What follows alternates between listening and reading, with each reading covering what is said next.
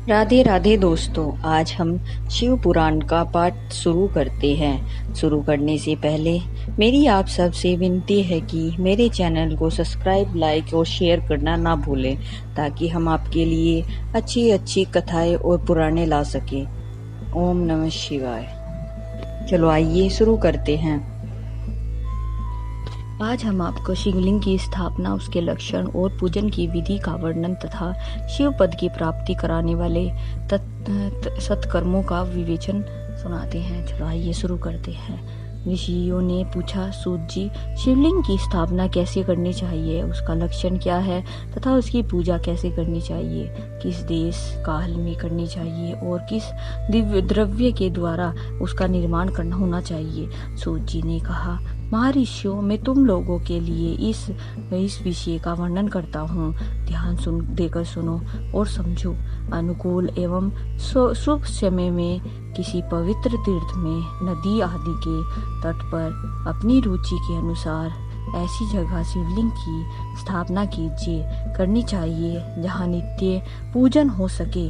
पार्थिव द्रव्य से, जल में द्रव्य से अथवा तेज से पदार्थ से अपनी रुचि के अनुसार कल्पोत्तव लक्षणों से युक्त शिवलिंग का निर्माण करके उसकी पूजा करने से उपासकों को उस पूजन का पूरा फल प्राप्त होता है। संपूर्ण शुभ लक्षणों से युक्त शिवलिंग की यदि पूजा की जाए तो वह तत्काल पूजा का फल प्राप्त देने वाला होता है।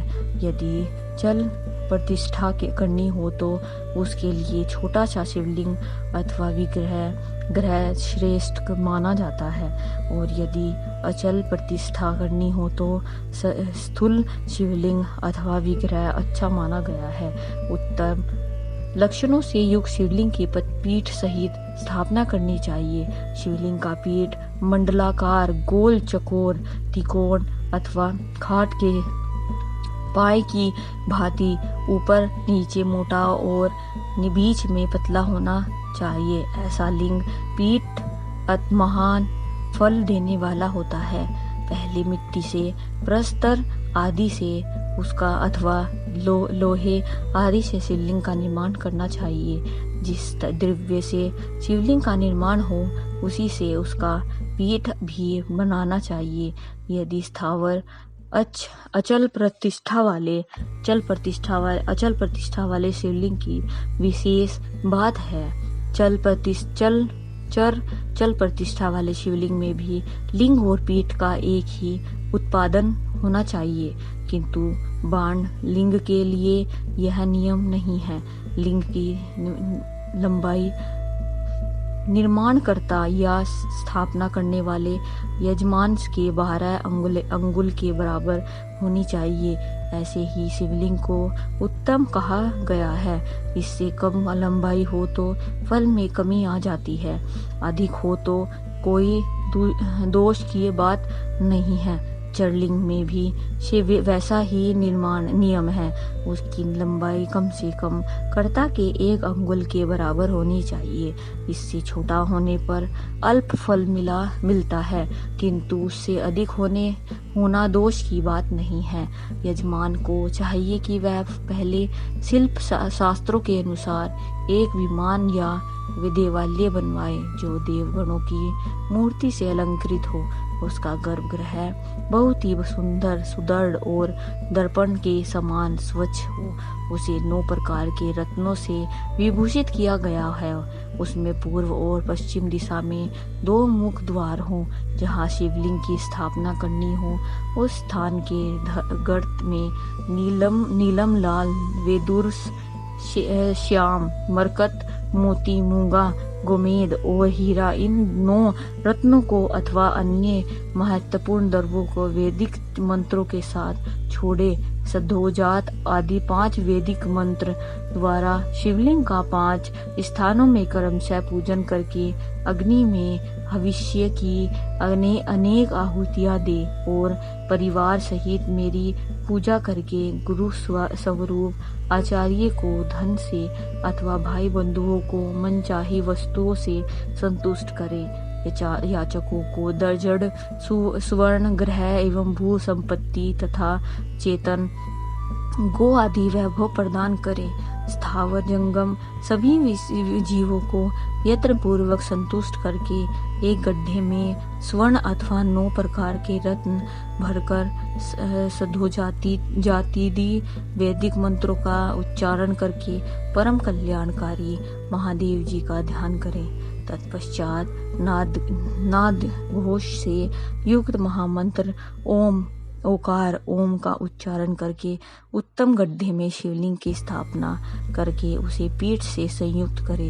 इस प्रकार पीठ युक्त शिवलिंग की स्थापना करके उसे नित्य लेप दीर्घ काल तक टिके रहने वाले मसाले से जोड़कर स्थिर करे। इसी प्रकार परम सुंदर वैर मूर्ति की भी स्थापना करनी चाहिए। सारांश यह है कि भूमि संस्कार आदि की सारी विधि जैसे लिंग प्रतिष्ठा के लिए कही गई है, वैसी ही वैर मूर्ति प्रतिष्ठा के लिए भी समझनी चाहिए।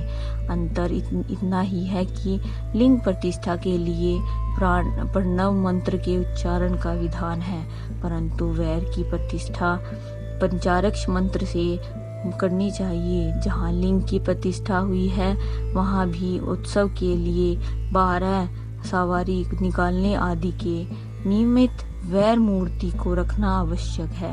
वैर को बाहर से भी लिया जा सकता है, उसे गुरुजनों से ग्रहण करे। ब्रह्म वैर वही लेने योग्य है जो साधु पुरुषों द्वारा पूजित हो। इस प्रकार लिंग में और वैर में भी की हुई महादेव जी की पूजा शिव पद प्राप्त करने वाली होती है। स्थावर और जंगम के भेद से लिंग भी 2 प्रकार का कहा गया है। वृक्ष लता आदि को स्थावर लिंग कहते हैं और कृत्रिम कीट आदि को जंगम लिंग। स्थावर लिंग की सींचने आदि के द्वारा सेवा करनी चाहिए और जंगम लिंग को आहार एवं जल आदि देकर तृप्त करना उचित है। उन स्थावर जंगम जीवों को सुख पहुँचाने से अनुरक्त होना भगवान शिव का पूजन है, ऐसा विद्वान पुरुष मानते हैं। यो चराचर जीवों को भी भगवान शंकर के प्रतीक मानकर उनका पूजन करना चाहिए। इस तरह महालिंग की स्थापना करके विधिवत उपचारों द्वारा उसका पूजन करें। अपनी शक्ति के अनुसार नित्य पूजा करनी चाहिए तथा वेदाल्य द्वारा पास ध्वजारोपण आदि करना चाहिए। शिवलिंग साक्षात शिव का पद प्रदान करने वाला है अथवा चरलिंग में षोडरोपाचारों द्वारा यथोचित रीति से क्रमशः पूजन करें। यह पूजन भी शिव पद प्राप्त प्रदान करने वाला है। आवाहन, आसन, अग्र पदांग, आचमन, अभ्यंग पूर्वक स्थान, वस्त्र एवं यथोपवित्र ग्रंथ, पुष्प, धूप, दीप, नैवेद्य, तांबूल, स्मरण, निराजन, नमस्कार और विसर्जन ये 16 उपचार है अथवा अर्घ से लेकर नैवेद्य तक विधिवत पूजन करें। अभिषेक, नैवेद्य, नमस्कार और तर्पण ये सब यथाशक्ति नित्य करें। इस तरह किया हुआ शिव का पूजन शिव पद की प्राप्ति कराने वाला होता है। अथवा किसी मनुष्य के लिए स्थापित शिवलिंग में, ऋषियों द्वारा स्थापित लिंग में, देवताओं द्वारा स्थापित शिवलिंग में, अपने आप प्रकट हुए स्वयंभू लिंग में तथा अपने द्वारा नूतन स्थापित हुए शिवलिंग में भी उपचार समर्पण पूर्वक जैसे तैसे पूजन करने से या पूजन की सामग्री देने से भी मनुष्य ऊपर वो कुछ कहा गया है वह सारा फल प्राप्त कर लेता है। आज की कथा हम यहीं समाप्त करते हैं। इसी जो हमारी स्थापित शिवलिंग की स्थापना पूजा विधि और विधि है इसका आगे का पाठ हम कल शुरू करेंगे।